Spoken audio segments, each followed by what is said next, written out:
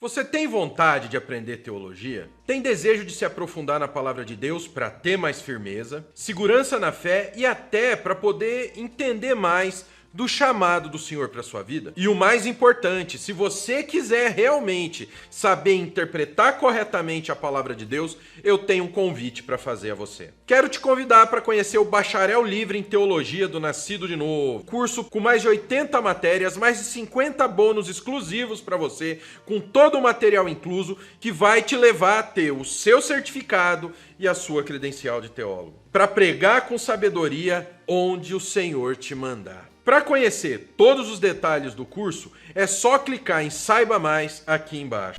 Ao mesmo tempo que tinha livre-arbítrio e Satanás se rebelou contra Deus, Deus sabia que isso ia acontecer. Todo tempo. Deixou e já sabia qual ia ser o final. Portanto, olha só essa pergunta, hein? Será que Satanás não estava a serviço de Deus para criar o mal e ter uma contraposição e a gente entender que existe o mal e existe o bem? Porque se só existe o bem, qual é a nossa vantagem? Não sei se eu fui claro. Claríssimo. Essa é a pergunta mais comum na teologia. É. Existem pessoas que acham assim que assim como Judas tinha que ter entregue Jesus. Mas Deus poderia condenar uma pessoa se não tivesse liberdade? Não. Mas ele vai condenar. O fato de Deus saber não significa que ele interferiu. Não, mas a minha pergunta é se ele não é uma peça importante. Não, ele foi importante no sentido de que... talvez se não fosse ele, outra pessoa, outro anjo faria. Talvez nunca tivesse essa queda. Então, é isso que o que aconteceria seria um mundo perfeito. Então. Mas não foi. Deus conhece não só o que é, mas o que seria. Mas a gente não teria a noção do mal, do errado. Não, se ele não tivesse caído, não teria entrado o mal no mundo. Então. Mas Deus criou o mundo e o universo com a possibilidade... O livre-arbítrio pressupõe o bem e o mal. O que é o mal? Se rebelar contra Deus. Entendi. Na hora que ele se rebela contra Deus, só que ele não era um Zé Mané. Não, ele era o ser mais poderoso das criaturas de Deus. Então, ele se rebelou e Deus permite. E olha que interessante. A Bíblia fala permite de até hoje três também céus. Que eles atuem, né? Claro. Poderia também. A Bíblia fala de 3 céus. O terceiro céu onde está o trono de Deus. É o lugar mais sagrado, mais... É o Deus, os seus anjos, está no terceiro todos céu. Todos os anjos ou alguns? Todos. Todos estão lá no terceiro. É o terceiro céu. Tá. O apóstolo Paulo, quando ele foi arrebatado, ele foi ao terceiro céu. Ele viu o reino de Deus. O segundo céu é onde estão os principados e potestades. Ah, não é no inferno. Não. Como a gente imagina. Ele está nas regiões celestiais, é o segundo céu. E o primeiro céu é o firmamento, é esse céu azul que você vê.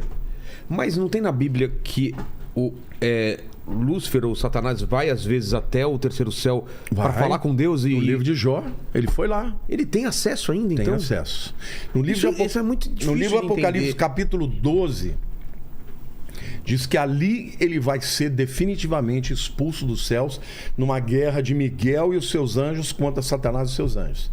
E aí ele vai arrastar 1/3 das estrelas, por isso que a gente sabe que é 1/3 de demônios, para a Terra. E aí ele não vai ter nunca mais acesso. Mas aquela primeira guerra que ele caiu para o segundo céu. Ele foi expulso da posição que ele tinha nos céus.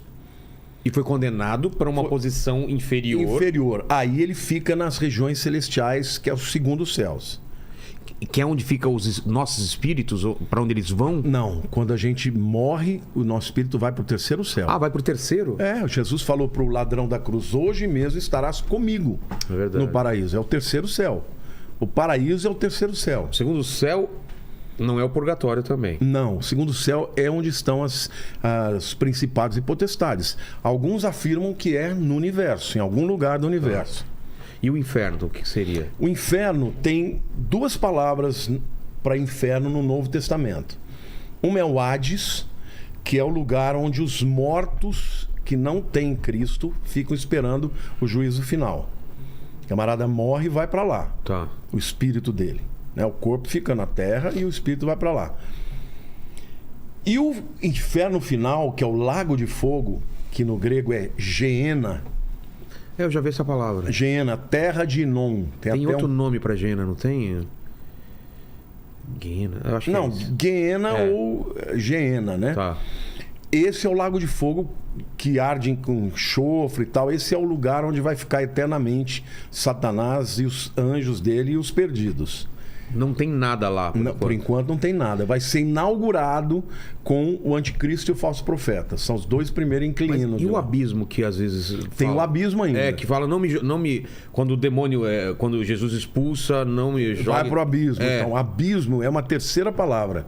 No grego é abis, que é um lugar mesmo. Por exemplo, no Apocalipse fala que alguns demônios serão liberados do abismo. Mas não é segundo o céu. Não e é nem o Hades e nem o Geena. É um lugar onde estão presos os demônios da época de Noé que se relacionaram com as mulheres e tiveram os chamados nefilins, os gigantes Sei, e tal. eles estão presos. Eles estão presos lá. Entendi. Por isso que a gente sabe que esses demônios hoje não fazem mais isso. Tá, só para finalizar a hierarquia, então, qual que é Deixa eu a pegar patente aqui. mais... Eu vou pegar aqui Efésios 6 e já vou te falar. Mas se quiser, ele procura lá também. Não, mas eu tenho Tem aqui aí? ó, no meu... E depois sobre a tua experiência, se teve alguma experiência... Eu tive uma experiência tremenda. O anjo, a gente consegue olhar para ele ou é como Deus, que é uma... Você não, é impossível você... Depende em que nível de visão você está tendo. Porque você pode ter uma visão, por exemplo, espiritual de olho fechado. Isso você pode ter. Agora, quando você tem de visão aberta, é complicado. Eu vou contar a minha experiência de ter visto anjo e também demônio. Que a descrição que... Já viu a representação, e segundo a descrição da Bíblia, fica um ser assustador, né? É. Tantos olhos, tantas asas e não sei o quê. Quer ver, ó? A nossa luta não é contra a carne e o sangue, sim contra principados. Principado é arquê, que é de arcanjo, é o mesmo prefixo, tá? Só que para demônio não é arcanjo, é principado. Depois em potestades, que é exousia. Potestades são seres espirituais que são poderosos para atuar em áreas específicas. Não países. Não países. A área deles é a área, por exemplo, na área da sexualidade, Entendi. na área da violência, Droga, essas coisas. na área de drogas. São seres muito poderosos, mas que não dominam territórios físicos, eles dominam áreas, né? Depois ele fala dominadores, né? Aqui Cosmocrator. Aqui fala literalmente príncipe desta era. Então são demônios que atuam no tempo. Como assim? Por exemplo, eles atuam trazendo uma certa tendência, um certo viés para um lugar durante um tempo. Entendi. Entendeu? Então são esses os cosmocratos ou os chamados dominadores desse mundo. E as forças espirituais do mal é a ralé. Tá. São os soldados rasos.